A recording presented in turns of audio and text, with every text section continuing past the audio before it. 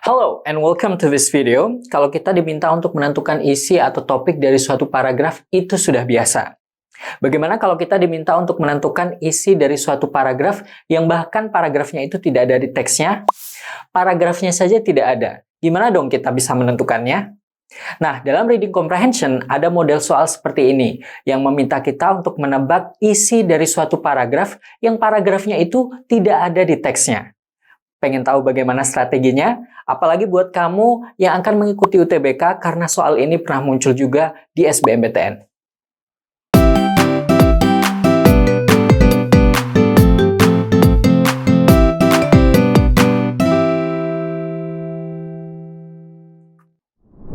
So, I'm here today to give you a lesson on another type of question in reading comprehension, yaitu yang berhubungan dengan cara menentukan isi atau topik dari suatu paragraf yang justru paragrafnya itu tidak ada di teksnya. Dan jenis soal ini biasanya diberi istilah transition question. Transition dalam reading itu biasanya nanti akan ada dua istilah, yaitu preceding and following. Nah, di video kali ini kita bahas dulu yang preceding question. And what does it mean? Preceding question itu menanyakan isi atau topik dari suatu paragraf yang ada sebelum teks.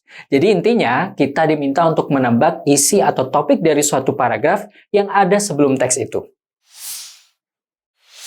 Next, kita lihat contoh-contoh dari preceding question berikut ini. Perhatikan bagian yang digarisbawahi. Intinya, kalau ada kata-kata seperti paragraph preceding the passage, previous paragraph, atau paragraph coming before the passage, itulah preceding question. Lalu gimana cara mengerjakannya? Now let's talk about the tips. It's simple. Kalau kamu menemui preceding question, cukup baca bagian awal dari teksnya. Terus, pilih jawaban yang paling cocok dengan bagian awal teks yang dibaca tadi. Biar lebih paham lagi, let's put this into practice. Let's answer the following question together.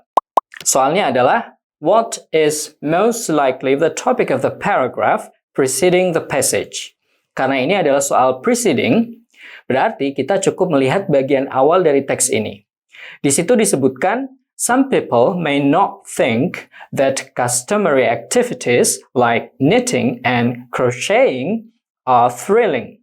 Yang kurang lebih bermakna, sebagian orang mungkin menganggap kegiatan yang berkaitan dengan custom atau tradisi seperti knitting, crocheting, atau merajut tidak begitu menyenangkan. Setelah itu, kita lihat pilihan jawaban A, orang yang giat dan senang.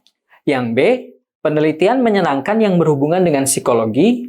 Yang C, aktivitas tradisional yang populer.